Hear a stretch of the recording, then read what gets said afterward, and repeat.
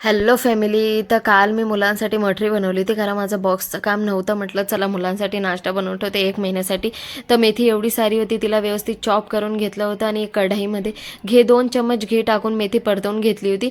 मस्त फुल गॅसवरती 2 मिनटं परतवून घेतली होती. आणि मेथी परतल्यानंतर मी त्याच्यामध्ये तीळ, काळी तीळ, जिरं, अजवाईन, काळं नमक, आमचूर पावडर आणि ते थोडं तिखट आणि नमक स्वादानुसार तुमच्या आवडीने टाकू शकता. ब्लॅक पेपर पण टाकलं होतं.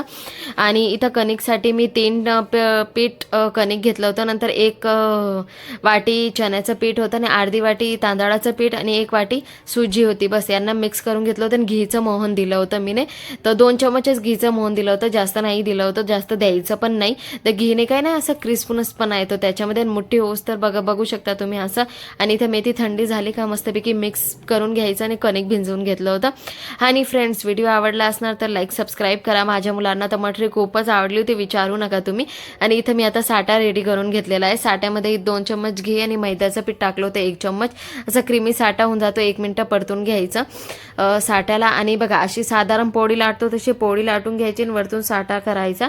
आणि जसं मी फोल्ड करते ना तसं फोल्ड करून घ्यायचं. तुम्ही थोडं सुकं पीठ टाकून घ्यायचं. आणि मुलांसाठी 1 महिन्याचं कसं टेन्शन मिटून जातं. माझं भरपूर टेन्शन राहतं, मला बॉक्सचं काम राहतं ना, तर टाईम नाही भेटत मला मुलांसाठी नाश्ता बनवण्यासाठी. तर आणि मुलांना खूपच आवडली होती आणि खूप क्रिस्पी झाली होती. बस असं लांब लांब मी लाटून घेतलं होतं आणि असे मस्त बाईट करून घेतले होते. मला परातवरती पोळी कम पडत होती ना, म्हणून राणीने इथं वरती पण प्लॅटफॉर्मवरती लाटलं होतं, म्हणजे एकच वेळेस भरपूर सारं होऊन जाईल.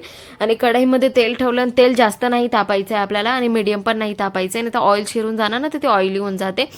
तर मठरी ॲटोमॅटिकली वरती येऊन लागणार ना, तर समजून घ्यायचं आपलं तेल बराबर कंप्लीट आहे. बघा हे बघू शकता तुम्ही कसं.